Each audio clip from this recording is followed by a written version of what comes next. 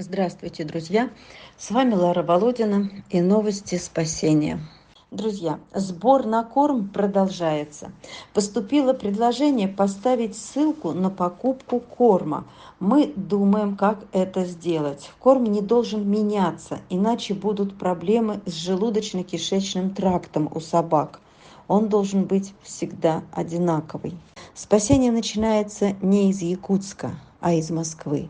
И если не отправишь гору тяжелых переносок, то и не вывезешь никого. Итак, прилетели трое. Я очень ждала их. Ведь это любимые мои дворики. Самые умные, самые терпеливые и благодарные. Вот такие прилетели у нас красавцы. Бело-рыжая девчушка. Мы тебя ждали. Мы слышали, что ты очень хорошая. Пушистая, кудрявенькая. Это Майла серенькая, умеет же затронуть сердца людей своим взглядом многоговорящим. Это Акелия, с жаждой выйти на свободу, просовывая нос, лишь бы ее увидели. И в августе спасенная бело-рыжая, очень славная девчушка. И она 1,5 месяца ждала своей очереди.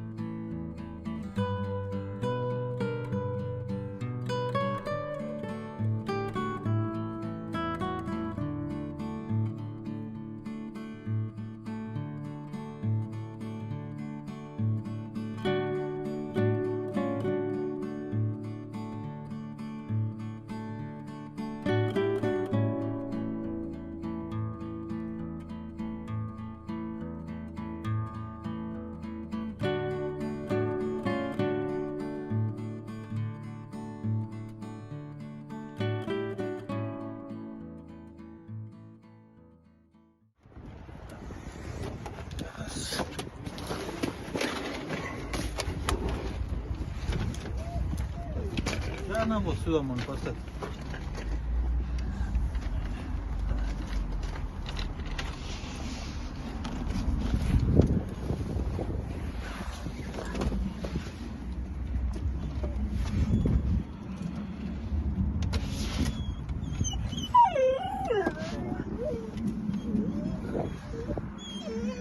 И что за страдания, мои хорошие?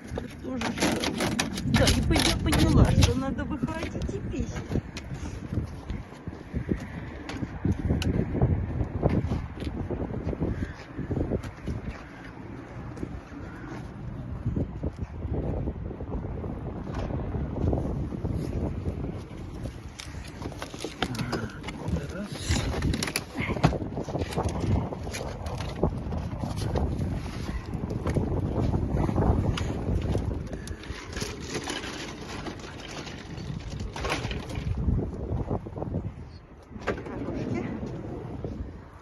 И третья.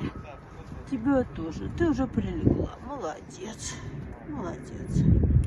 Все девчушки, как на подбор, сразу потянулись к человеку, легко вошли в коллектив сородичей без страха и комплексов. Замечательные, как всегда, эти якутские.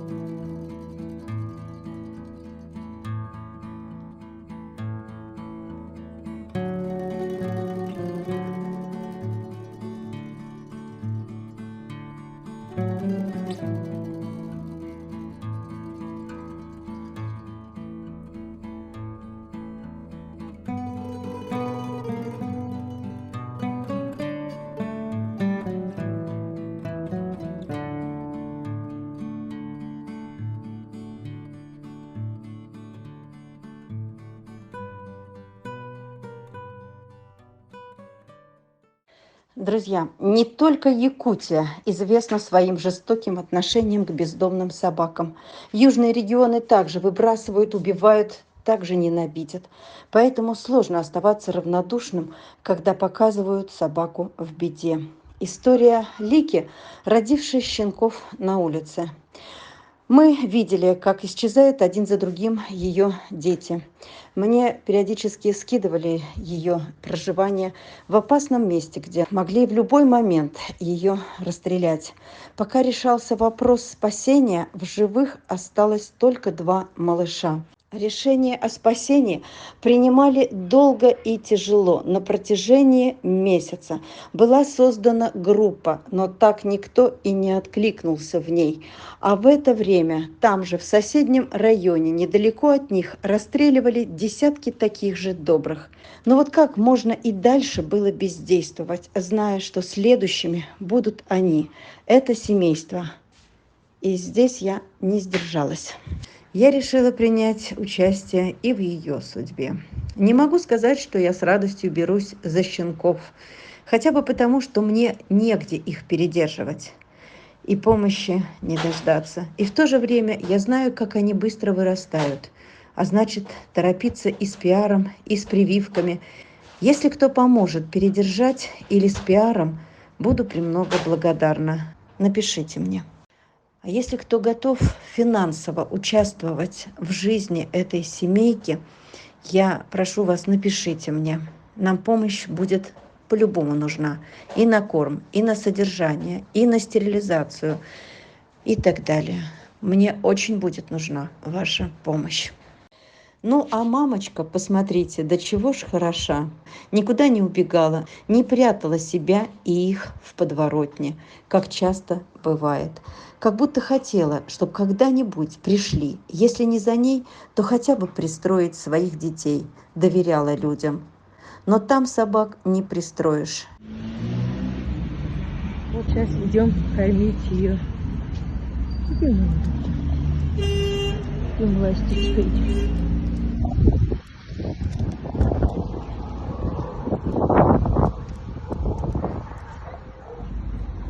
Мы идем сейчас, где ее щенки, туда.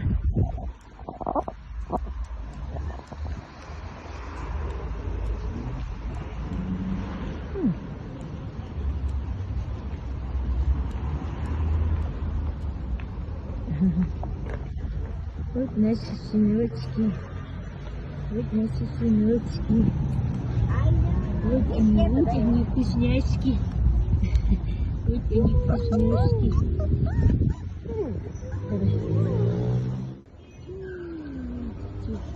Уже они играются уже. Здесь вообще рядом, это дорога тоже машины. Вот мамка тоже спит, бедная. Я не знаю, вот вообще близко рядом дороги. Вот в таком парке она находится. Хоть здесь остались бы, как я боюсь, что они выйдут туда. Да я не справлюсь без вашей помощи. Например, мне негде передерживать щенков, абсолютно нигде.